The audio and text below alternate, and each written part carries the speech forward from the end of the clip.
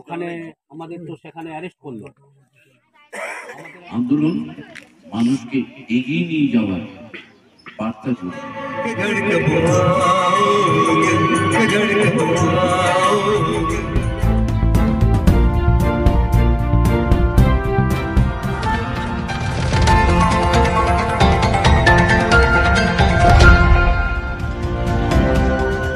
গ্রামীণ পরিবেশের মধ্যে একেবারে খোলামেলা মাঠে অনুষ্ঠিত হলো আকাশ বার্তার 25তম বর্ষপূর্তির এই অভূতপূর্ব অনুষ্ঠান।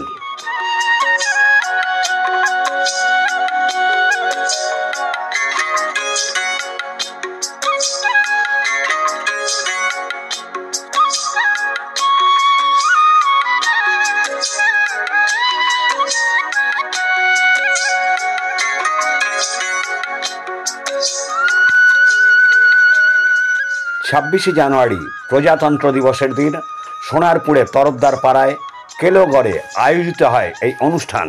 আকাশবার্তা পত্রিকার সম্পাদক আকাশ দাসের মূল উদ্যোগে এদিন দুস্থ শিশুদের বই, খাতা, কলম ইত্যাদি বিতরণ করা হয়। এছাড়াও ছিল সাংস্কৃতিক অনুষ্ঠান ও গুণীজন সম্বর্ধনা।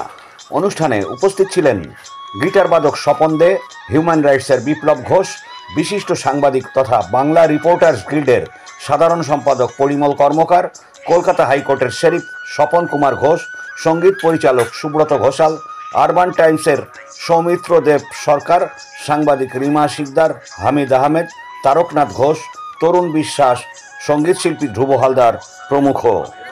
আমি ধূপকাঠি বেচি গড়িয়াহাটার মোড়ে, কত শুধু নতুন পোশাকের গন্ধ পাই। আমার ছেলে প্যান্টের পকেটে ধূপকাঠি বেচে পয়সা জমাই। তখন জয়দীপ মুখার্জি জানেন, এখন সুপ্রিম কোর্টে আছেন। জয়দীপ মুখার্জি অ্যাডভোকেট ছিলেন, উত্তরপাড়ায় থাকতেন, তাই তো? চুচুড়ায়। আমাকে আকাশ নিয়ে গেল আমাকে সেদিন, তো সেখানে গেলাম আমরা কয়েকজন সাংবাদিক।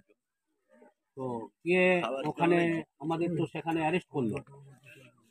আমাদের আর বেরোছিল না, এসপি অফিস অ্যারেস্ট করলো। আমরা বললাম আমরা বেরোবো না, আমরা এখানেই থাকবো। তখনকার আন্দোলন অন্যরকম।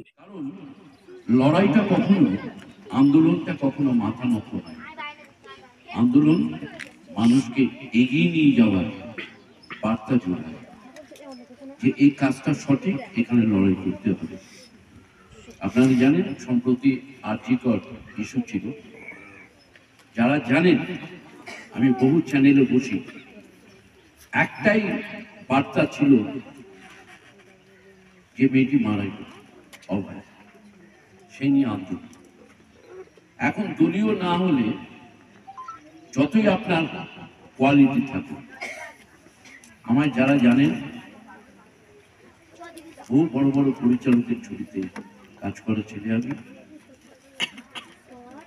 একটা সময় দাপিয়ে দাপিয়ে গ্রামে গঞ্জে বেরিয়েছে হাসির রাজা বিপ্লব।